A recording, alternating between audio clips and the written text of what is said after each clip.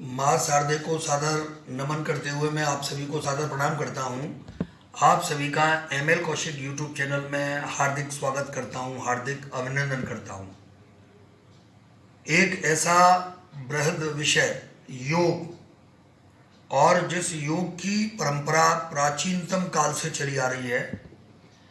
ऋषि मुनि जिस योग के सहारे हजारों हजारों वर्ष तक अपना लंबा जीवन कर लेते थे, कंदराओं में, गुफाओं में, हिमालय पर, पहाड़ों में, और योग क्रिया के द्वारा जिन्होंने अपने को निरोगी रखा और अपनी आयु को हजारों हजारों वर्ष तक किया, ऐसे योग पर हमारे जो सम्माननीय प्रधानमंत्री श्रीमान नरेंद्र जी मोदी, उन्होंने अपने प्रयासों से इस योग को अंतर्राष्ट्रीय योग की संज्ञा दिलाई और अंतर्राष्ट्रीय योग दिवस मनाने के लिए 21 जून का चयन किया।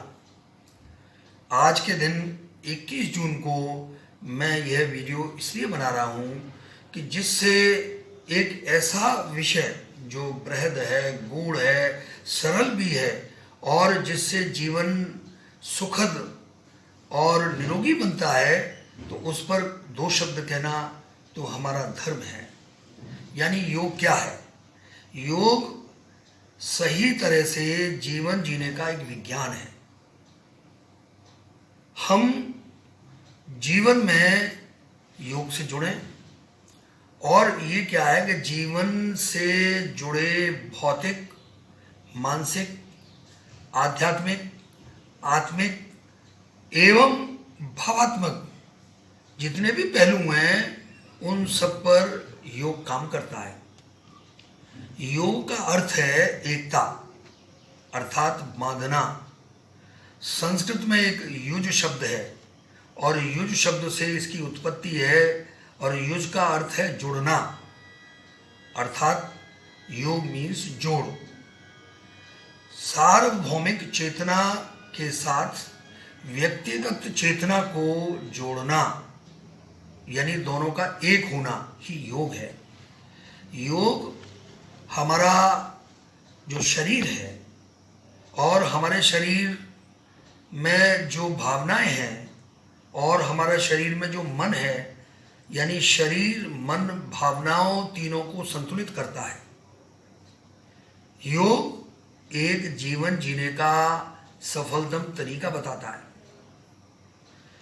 अर्थात हम योग के माध्यम से अपने जीवन को पूर्णता प्रदान कर सकते हैं।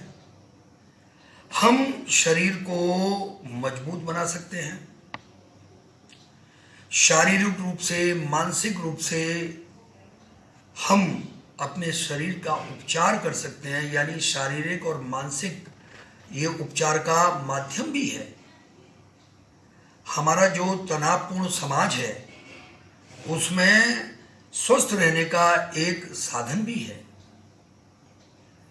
हम योग के माध्यम से अपने को पूर्ण स्वस्थ रख सकते हैं, अपनी आयु में वृद्धि कर सकते हैं, मनोवैज्ञानिक रूप से हम शांत स्वभाव के बन सकते हैं। अर्थात योग के माध्यम से हम अपने में पूर्णता प्राप्त कर सकते हैं। अब ये आता है कि योग कैसे किया जाए। सबसे पहले योग के लिए गुरु बनाना बहुत आवश्यक है। चाहे वो हमारी पुस्तकें गुरु हो या कोई प्रत्यक्ष गुरु हमारा हो, उसका निर्देशन, मार्गदर्शन और सफलतम दिशा निर्देश जरूरी है। योग का जो ठीक समय है, यानी एक तो सूर्योदय के समय करना उचित रहता है, अर्थात सूरज जब निकलता है तो योग का शुभ समय होता है, या सूर्यास्त के समय इसको करना उचित होता है। योग करने से पहले हमको स्नान कर लेना चाहिए, यानी योग के बाद में स्नान नहीं करना। योग करने से पहले हम स्नान करें। योग करने से पहले हम ये देख लें कि हम खाली पेट हैं या नहीं, अर्थात 2 घंटे पहले हम कुछ न खाएं। 2 घंटे के उपवास पर ही योग करना। हमें ध्यान रखना है कि जब हम योग करें तो आरामदायक सूती कपड़े पहनें, यानी टाइट कपड़े हमारे नहीं होने चाहिए। योग करते समय हमारा जो मन है, हमारे जो विचार हैं, हमारे जो ख्याल हैं, वो एकदम स्वस्थ हों, अच्छे हों, प्रसन्न हों, यानी बुरे ख्याल मन से हम योग ना करें, बुरे ख्यालों को मन से निकाल दें। योग करते समय अपने ध्यान को केंद्रित करें, योग पर केंद्रित करें। योग ऐसी प्रक्रिया है जिसमें 2 गुणों की अनिवार्यता है, यानी योग करते समय हम धैर्य रखें और योग को दृढ़ता से करें। शरीर के साथ हमको जबरदस्ती नहीं करनी है। जितना हमारा शरीर यानी फ्लेक्सिबल है उसके अनुरूप ही योग हम करें। शरीर के साथ जबरदस्ती न करें। किसी भी शरीर के हिस्से को जबरदस्ती न हम मोड़ें, ना उसको हम तोड़ें। योग करते समय वातावरण शांत होना चाहिए और स्थान स्वच्छ होना चाहिए। हम योग में निरंतरता बनाए रखें, यानी जीवन में हम योग अपनाएं और उसमें निरंतरता होनी चाहिए, निरंतर रूप से करें। ध्यान रखें, योग करने के 30 मिनट बाद ही कुछ खाएं, यानी 30 मिनट तक हमको कुछ नहीं खाना। और योग के बाद में 1 घंटे बाद ही हम स्नान करें। 1 घंटे से पहले हमको स्नान नहीं करना। योग एक ऐसी सफल और अच्छी प्रक्रिया है, अगर इसको हम जीवन में अपनाते हैं तो हम स्वस्थ रहते हैं, मानसिक रूप से हम पुष्ट रहते हैं। अब हमें ध्यान रखना कि जो योग है उसके बाद में हमको प्राणायाम और आसन अभ्यास हमको करना, यानी प्राणायाम और आसन अभ्यास योग के बाद करना है हमें। जब हम जैसे श्वास हैं, अपने लंग्स को, फेफड़ों को मजबूत करना है तो पहले हम योग कर लें और योग के बाद में तब हम ये करें। हमको अगर योग करते समय कोई मेडिकली प्रॉब्लम है, यानी मेडिकल तकलीफ होती है, तो हम योग को रोक दें। और योग अभ्यास के बाद में जब पूरा प्रकरण जब हमारा हो जाता है तो उसके बाद में हम शवासन जरूर करें। योग के 4 मुख्य प्रकार हैं। पहला तो राजयोग है, दूसरा कर्म योग है, तीसरा भक्ति योग है और चौथा ज्ञान योग है। इन चारों योगों की जो बृहद जो व्याख्या है वो हम अलग से देख सकते हैं। हमें अब ये विचार करना है कि जो योग हैं इनसे हमको क्या क्या लाभ होते हैं। योग से हमको यानी शरीर सुडौल होता है, शरीर हमारा ताकतवर बनता है, हम में आत्मविश्वास आता है, हमारे जीवन में निरंतरता आती है। हम शरीर के अंदर जितने भी हमारे रोग हैं उन रोगों को हम दूर करते हैं, रोगों का नाश करते हैं। ये हमको ध्यान रखना है कि हम सभी अपने अंदर जितनी भी हमारी बीमारियां हैं उन बीमारियों का निवारण हम योग के माध्यम से कर सकते हैं। अब हम एक चीज़ तो जानते हैं, योग माने जोड़ होता है, अर्थात योग होता है। अब एक चीज़ है कि हम नियमित जीवन में सभी व्यक्ति कुछ न कुछ हम योग कर रहे हैं। जीवन के प्रत्येक स्टेप पर योग चल रहा है। किसान है वो खेती में काम कर रहा है तो कार्य के माध्यम से योग कर रहा है। महिला है किचन में काम कर रही है तो किचन में कई बार बैठक उठक और कोई बर्तन ऊपर से नीचे रखना करना, सिंक से कोई बर्तन निकालना है, स्टैंड पर रखना है, तो योग चल रहा है। बालक है वो कहीं अपनी एक्टिविटीज़ कर रहा है, खेल कूद कर रहा है, तो उसका भी योग व्यायाम चल रहा है। कहीं मंदिर में पुजारी कहीं अर्चना कर रहा है, जो एक्टिविटीज़ कर रहा है, तो उसका भी योग हो रहा है।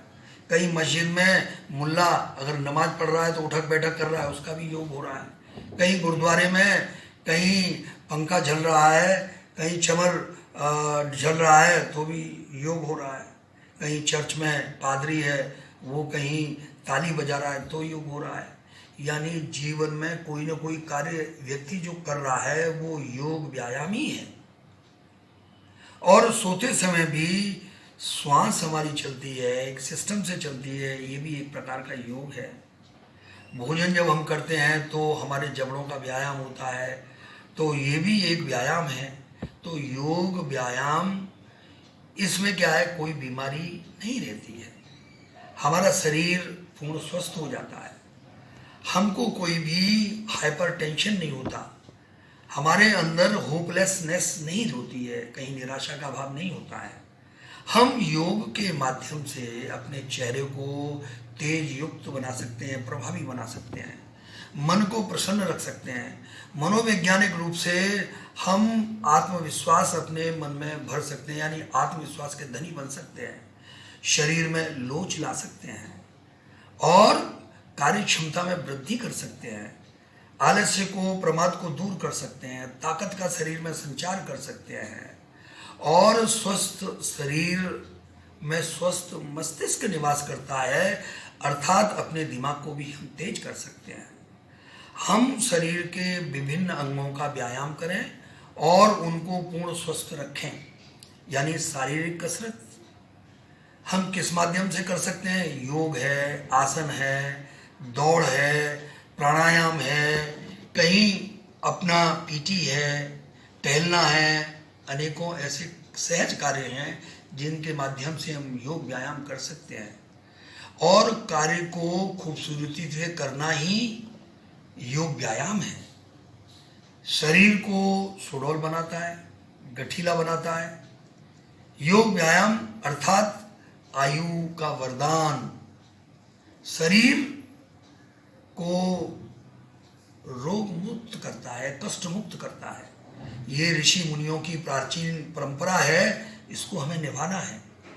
हम भी अपनाएं और लोगों को भी प्रेरित करें कि वे भी योग करें, अर्थात हम ये समाज सेवा का भी कार्य साथ साथ कर सकते हैं। तो हमें ध्यान रखना है कि योग एक ऐसी प्रक्रिया है जिसके माध्यम से हम बहुत आगे बढ़ सकते हैं, अर्थात इसके महत्व को देखते हुए शिक्षा में अनिवार्य रूप से योग को लागू किया जाए, दैनिक जीवन में योग को व्यवहार में लाया जाए, अन्य परिवारीजनों को भी हम प्रेरित करें कि वो योग करें और समाज में भी जन जन तक योग को पहुंचाएं, ऐसा मेरा मत है। आज अंतर्राष्ट्रीय योग दिवस पर मैंने इस वीडियो को बनाया है। मैं समझता हूँ ये लोगों के लिए लाभकारी सिद्ध होगी। इस वीडियो को बनाने में मिस्टर नवीन वशिष्ठ, जो मेरे पीजीटी इको हैं, उन्होंने अपना महत्वपूर्ण योगदान दिया है। मैं उनका साधुवाद करता हूँ, उनका धन्यवाद करता हूँ और मैं आप सभी को भी बहुत बहुत धन्यवाद देता हूँ। Thank you very much.